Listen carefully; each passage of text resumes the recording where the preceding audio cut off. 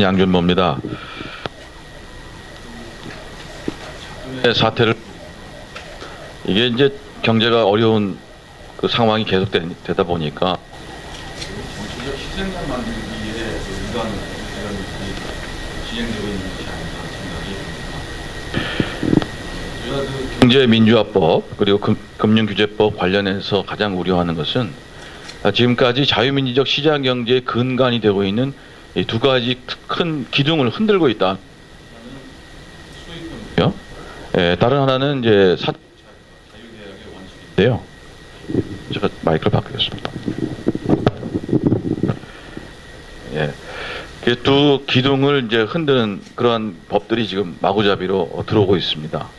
그래서 소유권과 사적 자유계약의 원칙이라고 하는 것은 우리 창조경제, 지금 박근혜 정부가 창조경제를 얘기하고 있습니다만 우리나라 경제가 한 단계 업그레이드하기 위해서 반드시 필요한 두 가지 기둥입니다. 만약에 법적으로 소유권과 사적 계약의 원칙에 여러 가지 규제를 하기 위해서는 거기에 대한 정당한 근거가 있어야 되는데 현재는 그 근거 없이 마치 그 자본에 대해서 색깔 입히기 그러한 그 과정으로 이런 경제 규제 위법들이 진행되고 있는 것이 아닌가 생각이 됩니다. 이 법적인 문제에 대해서는 한 교수님께서 상세히 말씀을 하셨기 때문에 저는 경제적 차원에서 한번 문제를 짚고 넘어가도록 하겠습니다. 기본적으로 이 여러 가지 그 의결권 규제 그리고 이제 그 소유권 규제 이런 것들은 사실은 금융기관의 주인을 없애는 작업입니다. 이 금융기관의 주인을 없애게 되면 어떤 일이 벌어지느냐? 그 미국의 연구 결과에 의하면 이 소유가 분산되어 있는 금융기관의 건전성이 그렇지 못한 금융기관보다 훨씬 낫다 하는 그런 연구 결과가 있습니다. 그것은 소유권이 분산되어 있는 경우 기관 투자자, 연금이나 기관 투자자들의 입금이 강하게 작용이 되고 이런 기관 투자자들이 단기적 수익에만 추중하기 때문에 금융기관의 자산 운영과 일련의 그 건전성 관리에 심각한 피해를 입히기 때문에 이런 결과가 나온다는 연구 결과가 있습니다. 더더군다나 지금 현재 우리 금융기관의 소유가 분산되고 그리고 정부가 금융기관에 강하게 관여함으로써 관치금융이 부활하고 있다는 그런 얘기가 나오고 있습니다. 이 관치금융이 어떻게 보면 정당한 어떤 그 근거에 의해서 금융기관의 행동을 규제한다라고 보면 일간 타당성이 있어 보입니다만 지금의 사태를 보면 그런 것과는 거리가 멀지 않느냐. 결국은 주인 없는 금융기관 만들어서 엉뚱한 사람들이 주인 행세를 하고 또 금융기관들이 정치화됨으로써 우리 경제에 발목을 잡지 않느냐는 생각이 됩니다. 이 주인이 없게 되면은 우리 경제학에서는 주인과 대리의 문제가 발생을 해서 심각한 도덕적 해이가 야기된다는 그 이론이 있습니다. 지금 보면은 그 어떻게 보면은 주인이 있는 금융기관에 있어서 시장 점유율이 높습니다. 그 이유는 뭐냐면 이미 우리 국민들이 주인이 있는 금융기관들이 더 건전하게 운영되니까 그러한 금융기관을 선택을 한 그 결과입니다. 그래서 만약에 이 주인을 없애는 작업을 지속하게 되면 도덕적 해이가 만연돼서 경제 성장은 물론이고 우리의 발전 성장의 어떻게 동력을 잃어버리게 된다는 생각을 해봅니다.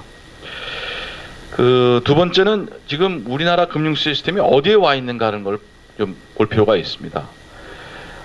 미국의 경우에 한 교수님께서 소유권 규제가 있다라고 말씀을 하셨습니다만 제가 미국 법을 읽어본 결과는 이렇습니다. 소유를 금지하는 것이 아니라 25%가 넘으면 은행의 경우죠. 다른 비은행권은 관계가 없는 거고요.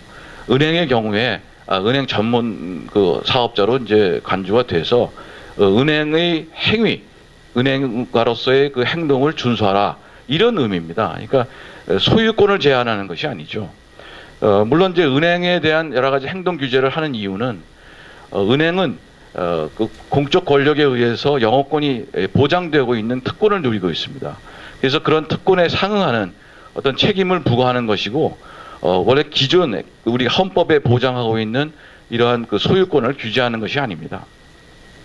그리고 미국 이외의 다른 선진국의 경우, 유럽의 경우에는 전혀 이러한 규제가 없다는 사실에 대해서 우리가 주목할 필요가 있습니다.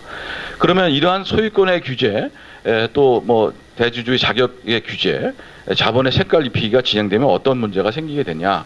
지금 현재 우리나라 금융 시스템이 글로벌 그 경쟁 수준에 있는가 하는 것을 우리가 묻지 않을 수가 없습니다.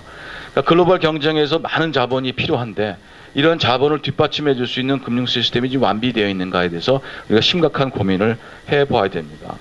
자, 아침에 아마 면도 하시거나 아침 뭐 식사 시리얼을 드시거나 그리고 뭐 또 여러 가지 일상생활을 할 때 우리가 글로벌 다국적 기업의 상품이 아닌 것을 소비하는 경우가 거의 없습니다.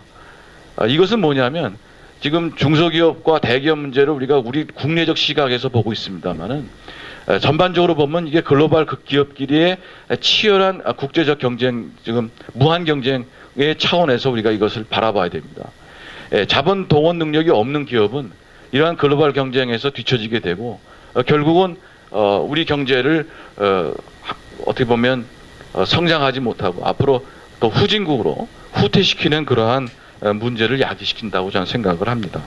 그래서 이 글로벌 경쟁을 위한 금융 시스템이 뒷받침되어 있고 후발국으로서 우리가 이 금융 시스템 비은행은 물론이고 은행조차도 이러한 그 경쟁력을 기업의 경쟁력을 뒷받침해 줄 수 있는 그러한 시스템으로 시급히 전환돼야 된다라고 생각을 해봅니다.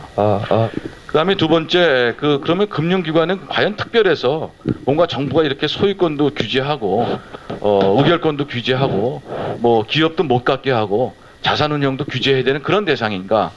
저는 그렇지 않다고 봅니다. 그래서 그 이유는 뭐냐면 도덕적 해이를 말씀하고 여러 가지 문제를 해결하기 위해서도 이 뒷받침되는 그 금융의 자본을 든든하게 만드는 산업자본이 필요합니다. 그래서 결국은 뒤에 든든한 산업자본이 있어야 은행이 성장하고 또 은행이 든든하게 자본을 산업자본에게 공급함으로써 경제가 성장하는 그런 선순환 구조를 우리가 갖춰야만 됩니다. 이것은 후발국들이 모두 갖추고 있는 것이고요. 그래서 이러한 논의들은 전부 다 지금 폐지되어야 될 것이고 우리가 어느 정도 글로벌 금융으로서 금융 산업도 이미 어떤 글로벌 경쟁 수준에서 상당히 어떤 독점력이 있다든지 이런 상황으로 그 진전이 되었을 때 논의가 시작되는 것이 바람직하지 않느냐 생각을 해봅니다. 그리고 금융기관도 여타 그 기업과 마찬가지로 자산 운영이 제한이 없어야 더 건전한 금융 시스템을 유지할 수가 있습니다. 돈 벌 수 있는 기회, 자본을 더 튼튼히 할 수 있는 기회를 박탈시키고 어떻게 우리가 금융기관을 키울 수 있겠습니까? 이러한 그 금융기관의 자산 운영을 제한하게 되면 건전성이 악화되고 여러 가지 그 외부 충격에 쉽게 무너지는 그런 금융 시스템을 갖게 될 수밖에 없습니다. 결국은 우리가 여러 가지 정치적 속지향 만들기에서 시작돼서 우리 경제를 망치는 그러한 그 우를 범하는 것이 아닌가 하는 생각을 해봅니다. 그래서 이러한 이제 금융 금산분리 그리고 뭐 여러 가지 은산분리, 경제 민주화 이런 일련의 사태를 보면 지금 여러 가지 그 정치적 이유에서 문제를 제기하고 있습니다만 이것에 대한 경제적 파급 효과에 대해서 진지한 연구를 해본 연구 결과가 없습니다. 아무리 찾아봐도 여러 가지 연구 보고서를 읽어봐도 그것이 어떤 경제적 파급 효과를 미치는가에 대해서 연구한 결과가 없고요. 그 외국의 연구 결과는 오히려 반대입니다. 이러한 일을 했을 때는 경제가 오히려 악영향을 미친다. 소유가 분산됐을 때는 금융기관의 건전성이 나빠진다 하는 연구 결과는 제가 찾아본 것이 있습니다만은 지금 현재 이러한 경제민주화 입법이 됐을 때 과연 우리 경제가 잘 나갈 수 있는지에 대해서는 전혀 근거가 없다는 말씀을 드리고요. 그래서 차제에 이런 논의를 성급하게 시행하는 것보다는 차근차근하게 그것이 갖고 있는 문제점들을 파악하고 그것에 대한 경제적 파급 영향력을 연구한 다음에 입법화하는 것이 바람직하다는 생각을 해봅니다. 더 말씀드릴 것이 있습니다만 시간 관계상 여기서 약하고요. 마이크를 사회자님께 돌리겠습니다. 감사합니다.